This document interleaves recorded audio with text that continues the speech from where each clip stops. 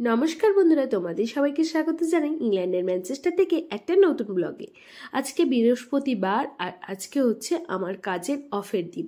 আজকে আমি অফ পেয়েছি, তাই সকালবেলা ঘুম থেকে উঠি দারুণ একটা ব্রেকফাস্ট বানিয়ে নিয়েছি। সেটা হচ্ছে তোমার ঝাল ঝাল করে এগ পাস্তা। এটা তিয়াস খেয়ে আজকে স্কুলে গেছে, সঙ্গীতও খেয়ে তোমার ওর অফিসের কাজকর্ম শুরু করে দিয়েছে। আর এখন আমি খাচ্ছি। আমি খাওয়া দাওয়া করি ওই অফের দিনে যেটা হয়, ঘর দোর ক্লিন করা, কাজকর্ম, পুজো টুজো সমস্ত কিছু সেরে নিলাম। তারপরে চলে এলাম এই মোচাটা কাটার উদ্দেশ্যে। বিদেশে আসার পর আমাদের বাড়িতে প্রথম এলে হচ্ছে এই মোচা। মোচা খেতে তো আমরা সকলেই খুব ভালোবাসি, মানে আমাদের বাড়ির সকলেই খুবই ভালোবাসে। তা মোচাটাকে কেটে একদম নিরামিষভাবে মোচার একটা ঘন্ট বানিয়ে নিলাম। তা এই মোচাটার কত দাম নিয়েছে জানো? ইংল্যান্ডে বা বলতে পারো ইউনাইটেড কিংডমে এরকম একটা মোচার দাম নিয়েছে দেখতেই পেলে, ছোট পাড়া, খুব একটা বড় সাইজ নয়, মানে ছোট সাইজের একটা মোচাটার দাম নিয়েছে হচ্ছে তোমার 4 পাউন্ড। সঙ্গীত বাঙালি বাজারে এই মোচাটাকে দেখতে পেয়েছিল, দিয়ে নিয়ে এসেছিল।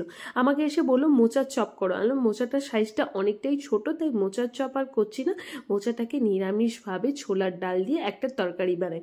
তা সেটাই বানালাম, একদম নিরামিষ, ঘি গরম মশলা দিয়ে মোচা খাচ্ছি। বিদেশে আসার পর প্রথম মোচা বলা যেতে পারে প্রায় 1 বছর পর মোচা খাচ্ছি।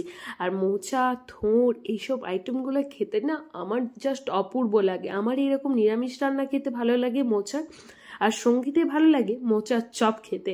মানে সঙ্গীতে একটু ফ্রাই আইটেম বেশি ভালোবাসে, ওই জন্য মোচার চপ খেতে ভালোবাসে, আর আমি খেতে ভালোবাসি হচ্ছে মোচার তরকারি। তো যাই হোক, মোচাটা একটু দামি মনে হলো, যেহেতু প্রথমবার এই দেশে এসে কিনে খেলাম, তো তাই মনে হলো 4 পাউন্ড, প্রায় 400 টাকার মতো।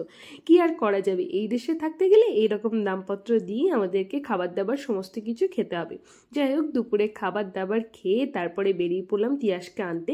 আর আমি জ্যাকেট পরে বেরিয়েছিলাম, কিন্তু বাইরে বেরিয়ে দেখে মারাত্মক লেভেলের রোদ উঠেছে, সেই জন্য জ্যাকেটটা একদম খুলে আমার হাতে নিয়ে নিতে হলো। তারপর তিয়াসকে নিয়ে বাড়ি চলে এসেছি, তিয়াসকে স্নান টান করে খাইয়ে দিয়েছি।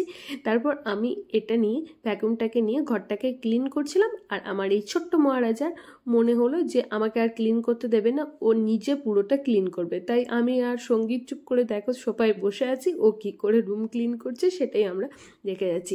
এই যে সামনেই যেটা আছে সেই ম্যাটটা, ওই ম্যাটটাকে ও এখন খুব ভালো করে, এটাকে খুব সুন্দর করে, সে বলে না নড়তে নারী বন্দুকঘাড়, ইতিহাসের ব্যাপারটা হচ্ছে ওই রকম। নিজে ঠিকঠাক চলতে পারে না, কিন্তু এই ভ্যাকুম মেশিনটা দেখলে ছোট পাড়া হলে কি হবে, এটা বেশ ভালো পরিমাণেই এটাকে নিয়ে মানে সে মধ্যে টলে পড়েও যাচ্ছে, কিন্তু রুম ক্লিন ওই করবে। আজকে ঘরে ভ্যাকুম নাকি এই ম্যাটটাকে ক্লিন ওই করবে। যাই হোক, আজকের এই ছোট্ট ব্লগটা কেমন লাগলো অবশ্যই কিন্তু কমেন্ট করে জানিও। ভালো লাগলে প্লিজ পেজটাকে একটু ফলো এবং তার সাথে লাইক করে দিও। আর যারা ইউটিউব থেকে দেখছো তারা প্লিজ চ্যানেলটাকে একটু সাবস্ক্রাইব করে দিও। Tata, bye bye.